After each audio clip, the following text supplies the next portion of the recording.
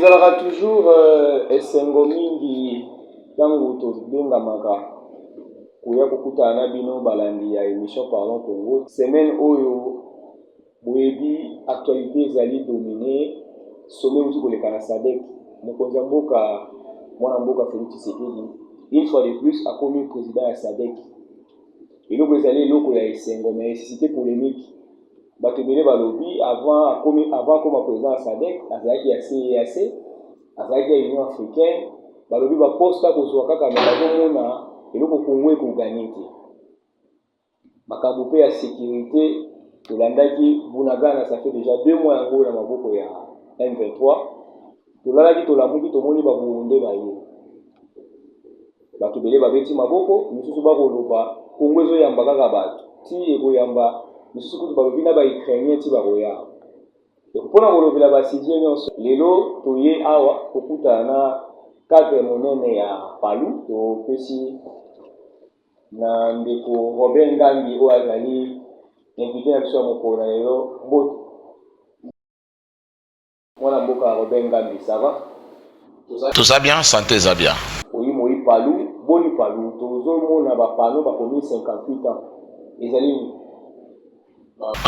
le 22 oyo Palou et Kokisaki 58 ans d'existence parce que Ekelamaki na vénérable patriarche Antoine Gizenga Oyazalaki élu secrétaire général na congrès Oyasalamaki le 22 août 1964 et donc ce qu'au 22 août 1964 na 22 août 2002 Palou et Kokisi 58 ans d'existence des partis lumumbiste unifié na secrétaire général Willy Makashi na adjoint naye ministre de l'intégration Didier Mazenga secrétaire général adjoint na permanence nyonso na ba militant na organe de base to bongisaki ko sepela miluluana na siège ya secrétariat général ya parti lumumbiste unifié l'enio eleki ndeti na bomona ki ba banderole na ba drapeau na ba militant balati signe distinctif et à partir du lumumbiste unifié. C'était en mémoire de notre anniversaire 58 ans d'existence. 58 ans après, Bobundi combat monene, mais question batuba kotuna lelo Palou 58 ans après, Palou ekomini balé. Oyo lobi ke botiaki ba banderole, mais biso pe to moni ba banderole mususu na des bonhommes place mona mboka mayobo azalaka. Je ne peux pas faire la publicité gratuite. Donc, messieurs, ceux qui m'ont connu, m'ont tout nié pour l'année qui banderole. Parce que ceux qui, l'existence, il y a cause à la pose, à la moto, à la lupango. Ce sont des documents. Et le reste, c'est une publicité gratuite. Ce qui m'a même pas donné quoi que ce soit. Donc, il vous a même pas payé. Je ne peux pas faire une publicité gratuite. Tout le baou yabiso, on a célébré 58 ans d'existence. Ceux qui m'ont salé yaye, tant que beaucoup t'en aïe, au tournier peut habiter le solo naïe. À la fin des comptes, c'est la fin qui justifie. Donc, un locataire peut se dire je suis propriétaire, mais au tirage au misa, pourquoi le pan au thé? Il n'y a pas 2 partis politiques au nom du Palou agréés au ministère de l'Intérieur. Ce qui est au Palou Moko au Ezali. Et donc, modalité à exister comme parti politique Namboka, il faut avoir le titre. Il faut avoir une reconnaissance officielle que vous accordent les institutions de la République. Le reste, tu peux te réunir, tu peux faire une déclaration dans les médias, tu peux faire même danser, jouir pour dire je fais au nom de ceci. Je n'entre pas dans ces querelles. Je ne cite pas le nom de gens parce que je ne suis pas habilité à pouvoir le citer. Mais ce qui est que le Palou a fêté 58 ans d'existence et son secrétaire général, c'est Willy Makashi, avec tous ceux que je viens de citer qui forment la structure dirigeante et gouvernante du Palou. Nous avons célébré 58 ans de notre existence comme parti lumumbiste. Actualité na ebandeli na lobaki makambo ya SADC lelo ministère oyo kokamba oyo babengi intégration régionale ministère oyo ezali kopesa mokonzi ya mboka lokola batrophée komema mokonzi ya mboka bisika ya kokende ezala na SADC ezala na CEAC yali ministère oyo Palou ekokamba Hier mokonzi ya mboka azalaki président ya CEAC, lelo tolandi azwi baton ya commandement ya SADC. Sentiment na bino nanu bato bokokamba ministère wa? D'abord ezala lukumu soki mwana oyo bapesi responsabilité azali kohonore papa na ye. Mwana nyonso honneur apesaka na papa ezala kaka koyela ye voiture te, mais comportement na ye, lolenge na ye ya kosalela mosala ekoki koloba oyo penza mwana ya Robert, oyo penza mwana ya tel. Apesaka papa na ye lukumu na ndenge ya kosalela mosala, na ndenge ya comportement na ye, na ndenge ya bizaleli. Il faut prendre qu'un état a deux dimensions. Il y a ce qu'on appelle dimension matérielle, logistique, physique de l'État, mais il y a aussi une dimension psychologique, mentale de l'État. Même au moutou azalaka nango personnalité. Personnalité à l'État cause à la sali, comme cause à la adulée honorée. Or moutou, comme personne morale, comme personne physique, deux éléments on a, et même l'élément personnalité morale, la perception que les gens ont de vous est un élément très important dans votre existence. Soki batu ya mokili bazobeta lisolo ya malamu pona yo, eza mabe. Soki mokili ebeteli yo maboko po osali eloko ya malamu, po ozana comportement malamu, po batu bandimi okamba bango même pendant 3-4 jours, eza mabe. Est-ce que okoza la mutu ya mabe baninga basangani balobi na ngongo tozali mokonzi na biso eza X? Ezalaka lokumu pona famille te, ezalaka lokumu pona état te. Alors sikoyo ministère tozo kwamba intégration régionale, président akota président de l'Union africaine, eza lokumu te.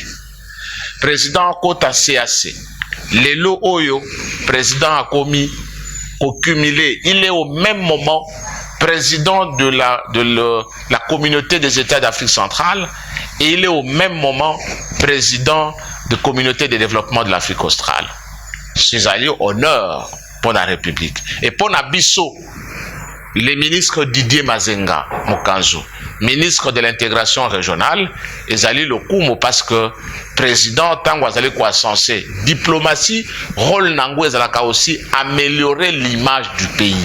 Et quand le ministère que dirige les Didier Mazenga ezali ko participer na ko améliorer image ya pays, image ya mboka. Olie batu baye baka Congo ezaka milelo na milelo, Congo ezaka bakuluna, Congo ezaka bachege, mais on pense qu'à un moment tout le monde est concentré sur le Congo. Il faut qu'on bête la présidente de la République Maboko et il faut féliciter que ministre de l'intégration régionale francophonie Didier Mazenga bisoto bengaka l'homme de Kisalu Nantoala Kotuba Nanima, c'est mérite parce que le président de la République l'a reconnu, les différents présidents de la République l'ont reconnu que c'est le sommet le mieux organisé. 42e sommet, c'est le sommet le mieux organisé.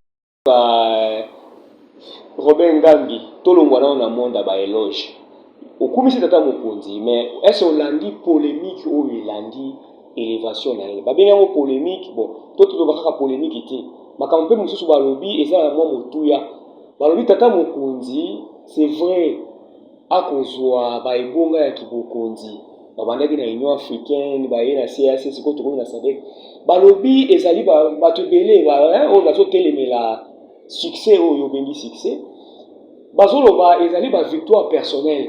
Congo ezo gagné le côté azali président de l'Union africaine bamoni ba retombé ya grave te azala CAC bazobenga ngo ba passage à vide bakobanga ke ya SADC qui pesa la kaka bongo makanisi na yo ezande.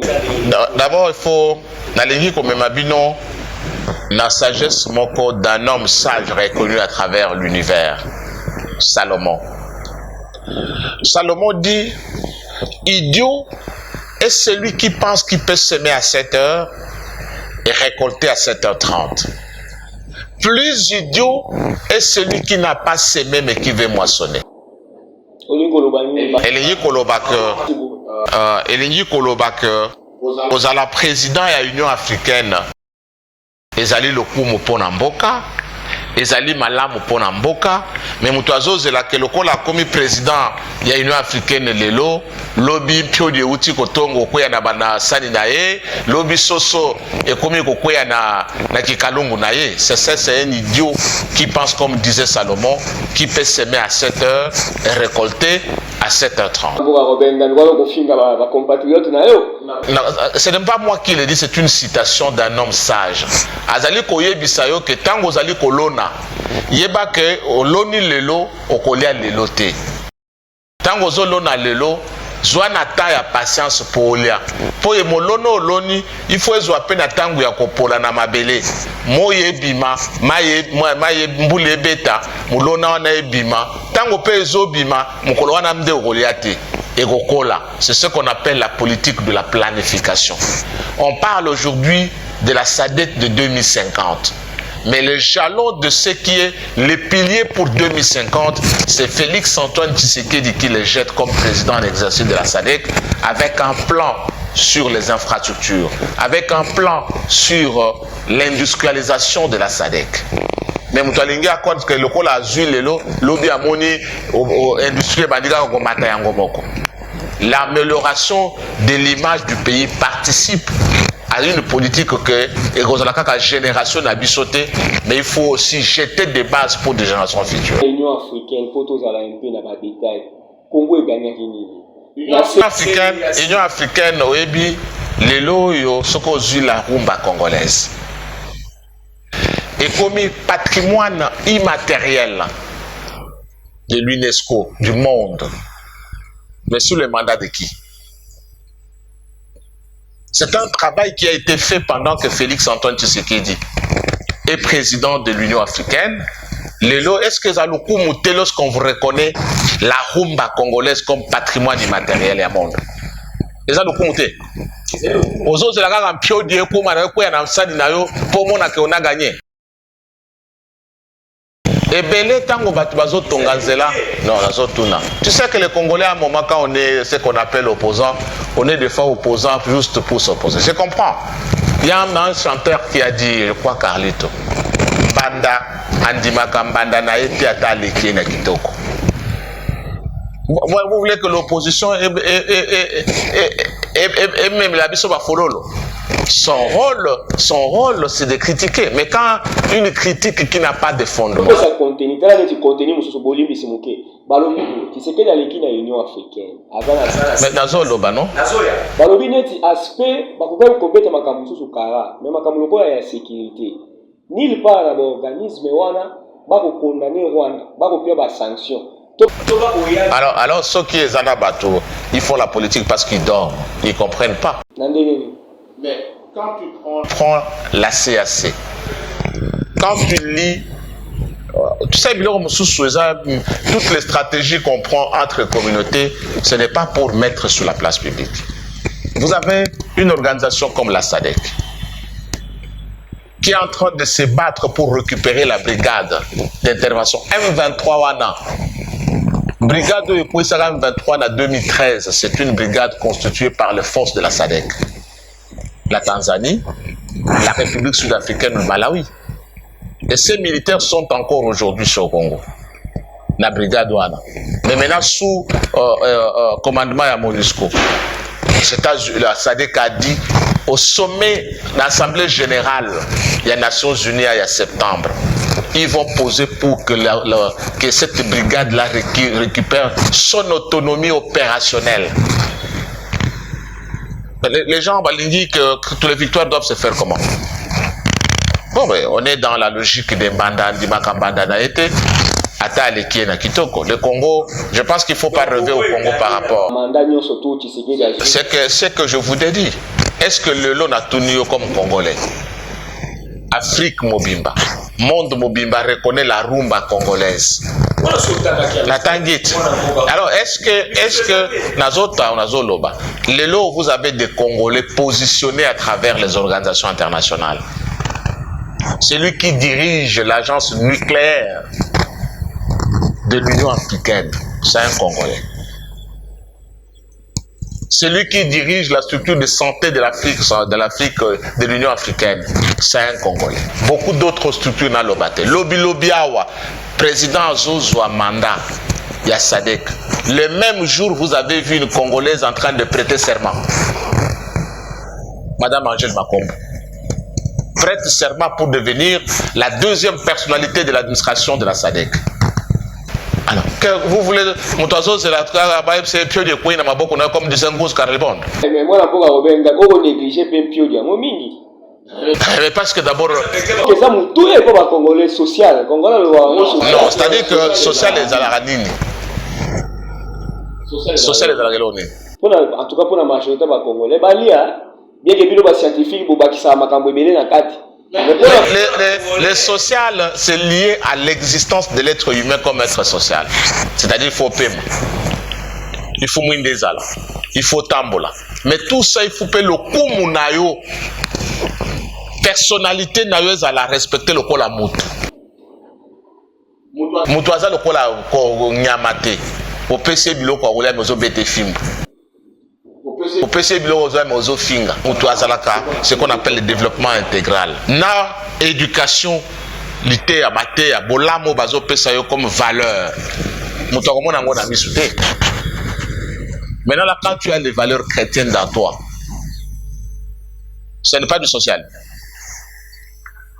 Mais parce que tu deviens un être utile par rapport à la société, par rapport à un autre. Mais tant que vous avez comme toi, mon angote. Donc, la sécurité parce qu'il y a la sécurité aujourd'hui, non, 2 mois. La guerre à l'Ukraine a déjà fait 7 mois. Non, on a lobby pour la presse à Koloba Bongote. Où est-ce qu'on a lobby qui t'a bengi on a noté aux la presse on m'a présenté. Yo Kangai. Ça veut dire que lorsque vous êtes agressé par un autre État, ça peut prendre du temps que ça peut prendre. C'est l'objectif ultime final. Il y a des gens qui ont fait 30 ans de guerre. Il y a des gens qui ont fait 100 ans de guerre. Vous l'avez étudié dans l'histoire. Si. La guerre mondiale a fait combien? 5 ans, non? Au finish, c'est l'Allemagne qui avait déclaré la guerre et avait gagné. Le lot au Rwanda nous fait la guerre, a agressé le Congo. Ce qu'on demande à vous comme communicateur, c'est l'autodétermination. N'ayez pas un discours aussi facile et ça les 2 mois. Ça c'est un discours, une communication molle pour un Congolais. Non, c'est la vérité. Un Congolais doit le dire avec hargne, même si vous êtes journaliste. Parce qu'il s'agit du Congo. Ne dites pas comme si aux autres Tshisekedi Bunagana a salé 2 mois, donc Tshisekedi a salé rien. Ça, ce n'est pas une communication d'un Congolais. Même si vous êtes journaliste. Parce qu'on y bien que Zamboka Moussou a agressé le Congo. C'est le Rwanda qui agresse. Parce que M23 Congolais. C'est l'armée rwandaise qui attaque un autre État Congo. Et toi, comme Congolais, journaliste soit-il, parce que ce n'est pas la fête de Tshisekedi. Les hommes passent, le pays restera. Et pour tes enfants et pour mes enfants. Tshisekedi a présence d'ailleurs aussi l'accueilli. Mais Congo est la patrimoine. Donc, ceux qui Congo a attaqué, tu reçois le quoi à tous autres sécatés.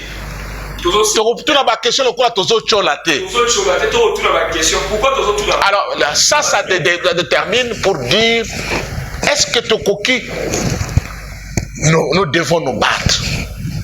C'est ça un Congolais lumumbiste comme moi. Mais tous autres, nous non, camarade.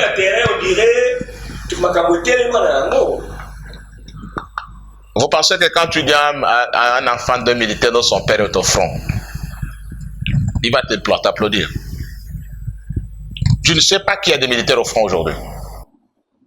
Bazali, mais est-ce que Ndeko Ngambi, est-ce que Yoko Yoka na front ya Bunagana, Bitumbe Zali? Ceux qui font Bitumba les Rwandais auront déjà pris Goma. Vous pensez que option ya Rwanda Zala qui a osté de Bunagana? Tina ya Rwanda côté la Guinée Congo et Zala ya osté de Bunagana? Ce autant aux autres Bunagana c'est les 2 mois. Mais autant qu'ils m'ont comme sous bazuil sous tout. Ceux qui Bitumbe Zala kate ba militaire d'absolu bazo sale logote. bavandi mbele ba Rwanda balobaki tokera tovanda na bunagana nde ba progresser wana e solo mais sikoyo mwana mboka Robert Ngambi option diplomatique parce que tout monde qui pouvoir ba continuer biso mingi ya ba privilégier qui option diplomatique okuta na Luanda bien que balobane koza na feuille de route après on dirait ba kenda ka lisusu te ndé lo kwango kufa option diplomatique lelo to suki poto mona ki pe Blinken na yaki ya ate koloba na Rwanda kuna o biso to soutenaka FDLR alors que biso to bande ko s'attendre lelo ko mususu balobi lelo kwana et décefa ba congolais ya ko tozo lukato yeba na yo zali content lelo na option diplomatique côté diplomatique auto couverture diplomatique ya guerre au Rwanda ko bundisa biso. Bon, diplomatie etabola kanzela mo na bitumba toute guerre. Même on appelle ça exemple Zokao, la Russie et l'Ukraine. Mais Yokoyoka, ils se sont rencontrés en Turquie. Ils se sont rencontrés pour le Makambo. L'os Kangami na Katia mer Noire, na blé. Vous allez côté Namboka. Vous tolérez la Noé Salamaboy. Dans toute la guerre du monde, la guerre, ça fait toujours accompagner des aspects diplomatiques. Parce qu'en la fin des comptes, c'est la diplomatie qui va régler la guerre. Bon côté. On vous parlera des traités de Versailles. On va vous parler de, comment on appelle, la Deuxième Guerre mondiale, un traité pour mettre à la fin à tout ça. Toute guerre, même si le rapport de force n'est pas le même, mais à la fin des comptes, la guerre est réglée par la diplomatie. La fin de la guerre est réglée par la diplomatie. Donc, les lots, Amérique, c'est une puissance. D'abord, l'Amérique, on le sait clairement que la déstabilisation du pays, de notre pays, ce sont les États-Unis d'Amérique. Ça, c'est connu depuis Barack Obama, depuis Bill Clinton, avec Susan Rice et Madame Albright. C'est connu l'histoire de l'Amérique, c'est connu. Mais le Congo existera tant que son peuple aura pris conscience d'être... Et ça, c'est ce que le secrétaire général du PALU, en célébrant 58 ans, a dit. Féliciter le peuple congolais. Féliciter le peuple du Kivu, qui a toujours résisté farouchement devant toute tentative de menace de l'intégrité nationale. Les États-Unis ne seront pas plus puissants que la détermination du peuple congolais. Ils avaient déjà dans leur laboratoire boutiqué de plans. Mais ces plans ont toujours échoué à cause de l'engagement, de l'autodétermination et de la fermeté de reconnaître leur identité comme Congolais, du peuple du Kivu.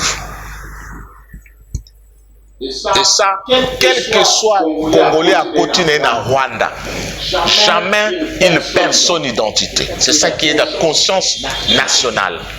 C'est ça qui est plus important. Quelle que soit la longueur du temps, la victoire revient au peuple congolais à cause de ça. En 1960, ils l'ont fait. Plusieurs fois, ils l'ont fait, tentative. Mais devant une détermination, une ferme détermination du peuple congolais de dire, quelles que soient les circonstances, je reste congolais. Tout ce plan monté n'a jamais réussi. Croyez-moi que cette détermination-là consolidée, avec votre accompagnement comme homme des médias, même les États-Unis ne gagneront pas le Congo parce que la population, elle est plus qu'une bombe atomique.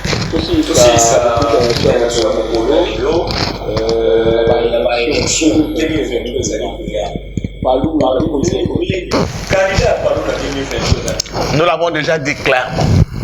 Et son nom c'est Félix Antoine Tshisekedi Tshilombo. Vous allez prêt à repartager le bilan à Mukonzamboka? On est prêt, papa. Quand vous avez co-géré, le loyo na bureau et kozwangai, si mananga isa photo na.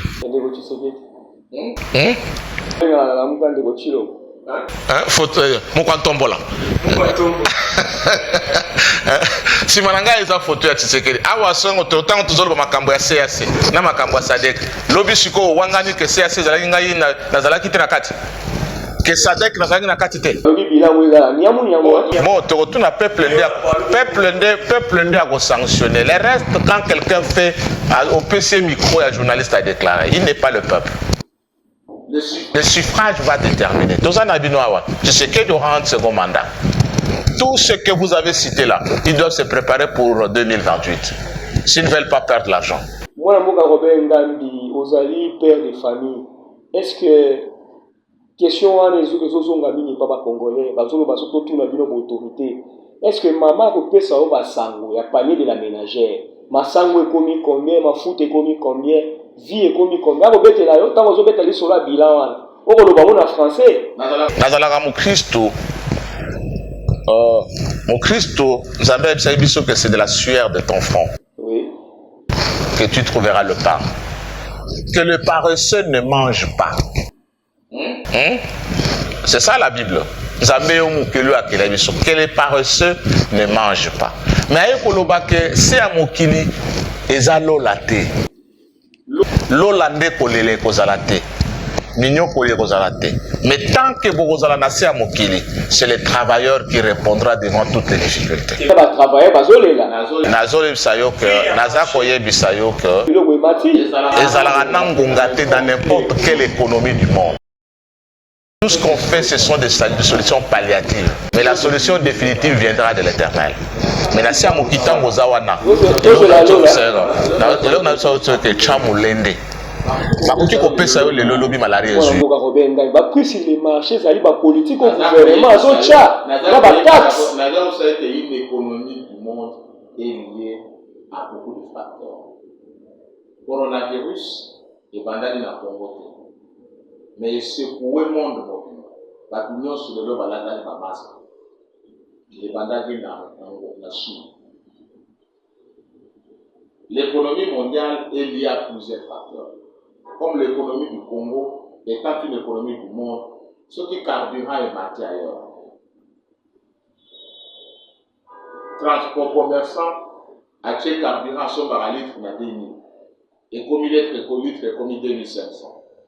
Et on va de l'autre côté. Ce sont des facteurs. Mais dans tout ça, l'option de la résilience de tout cela, c'est le travail. Mais c'est beau que ça misala mobile va poser à gouvernement. Il y a que ceux qui pleurent à la maison qui ne prennent pas que le plateau de Batété, il y a des emplois. Il y a ceux qui sont oisifs qui ne savent pas que sur le plateau de Batété, il y a des entreprises qui engagent. Il y a que ceux qui sont oisifs qui ne pensent pas, qui ne savent pas qu'à Kanyamaka, c'est une entreprise qui engage chaque jour. Oui, non. Ouais, bah, emploi pour créer. Tu parles de quel emploi? C'est pas congolais, bah, au moins, bah, emploi.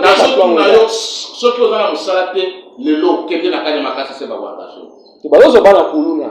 Yo, qui est dans Kanyamaka, c'est le lot, ceux qui ont un salaté, on va vous engager.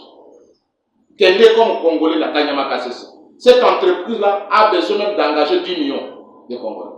Il y a solo. Attache générale, quand son kabouï dans le bas boité. Naza Koye Bisayo, ceux qui ont un musala na Kinshasa, Kende na Kanyamaka, c'est ça. Ceux qui ont un musala, Kende na plateau de Bateke, Awa, ou l'équipe Bakana, au côté. Au côté de musala, on a besoin de bateau, Binsabambon. Alors, abimisi autant de paniers, il y a manioc. Abimisi autant de paniers, il y a patates douces. Abimisi autant de paniers, il y a gilo, aubergine. On a pas licencié, peut pas qu'il y ait Toi, tu penses vraiment qu'un licencié dans la production de maïs, il n'est pas capable de le faire? N'a pas médecin. Le licencié doit aller où?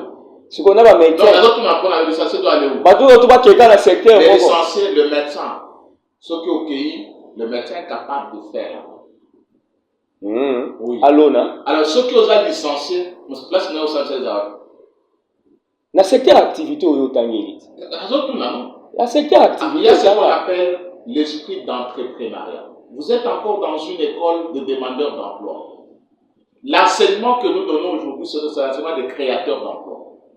Autant qu'à l'époque, il y a j'ai l'honneur. Autant qu'à j'ai l'honneur. Cet enseignement-là est un enseignement révolu. D'accord. Mais l'enseignement à l'élo, pratiques, pragmatiques, ce sont les créateurs d'emplois.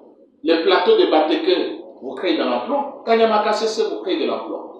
D'accord. Moi, je suis Robin Gambi, émission ici. Il y a un souka pour Pour remercier les militantes, militants et à partir de Maurice unifié. Pour souhaiter Bango à travers vos micros, votre micro, une fois de plus, joyeux anniversaire. Topona Zela ya Lumumba. Topona Zela ya Kolanda Antoine Gizenga. Ya Kolanda Simon Kimbangu. Na makanisi ya Koloba Congo Ndembo Kanabiso. Ya Koko Batikela Biso. Et quand le Congo est menacé, dans son existence, comme maintenant là avec le Rwanda, un Congolais n'y se fois à la Kanda. Makasi. Par rapport à ça, pour vous dire, s'il est possible que je me fasse enrôler dans l'armée, je dois le faire pour défendre la patrie. Et donc, tous à la Congolais, à Biyoka Yokate, militants à Palou, autodéterminés, il y a pour défendre l'intégrité en Bokanabiso, parce que c'est ça la valeur que Gizenga nous a enseignée. Lumumba est mort pour ça. C'est pourquoi nous avons une chanson magique qui reste, que tous les militants du Congo savent, les militants du Palou savent chanter. Notre Congo sera toujours uni. Notre Congo sera toujours uni. Il gardera toujours son unité. D'accord. Kivu, Katanga, Kasai, Léo, Équateur oriental, qui forment le Congo. D'accord. Namaloba, Pelo Embo, ya mwana mboka Robin Ngambi ndeto, silisi émission ya biso mokolo ya lelo, totondi bino botondi, bisika bolandi biso na mokili mobimba, ezala na Congo, na province, à l'extérieur du pays. Merci na baoe, bae, bazaka très intéressé, pe babengaka pe bakomelaka biso, tozo porter bino na motema, pe ba critique boko sala, pe ba suggestion boko sala to ko zwango pena à cœur. Topesi merci mingi na équipe technique oyo accompagner biso. To tombeli bino mokolo malamu to soirée malamu etali kaka ngongo bokolanda biso. Botika malamu na bamboka na bino. Tokutani mbala nsima.